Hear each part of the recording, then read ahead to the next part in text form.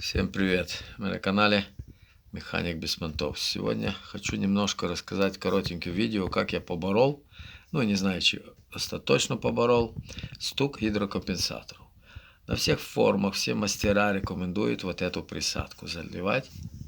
Вот видите, вот это удро и так дальше. Вот эта присадочка Made in Germania, которая снижает шумы в гидравлических толкателях. Вот эта присадочка. Ее рекомендуется заливать вот этот флакончик 300 мл на 6 литров масла.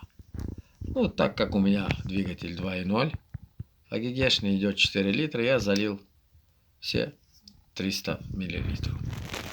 Ну, как положено, как пишут инструкции все, через 200 километров почувствуешь разницу в работе двигателя и гидрокомпенсатора. Но я проехал 100, 200, 300 километров на нем, 400, 500, короче 1000 проехал километров.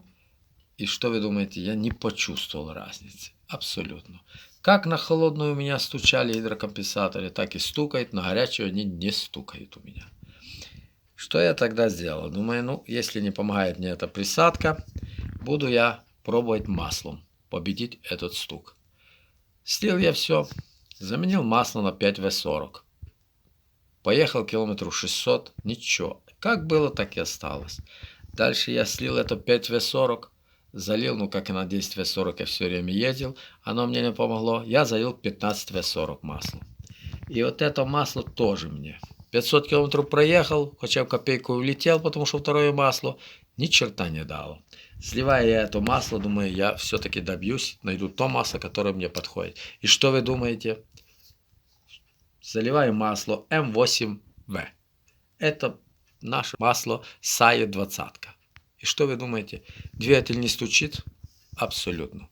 Ни на холодную, ни на горячую. Ну ладно, это лето. Сейчас весна, лето.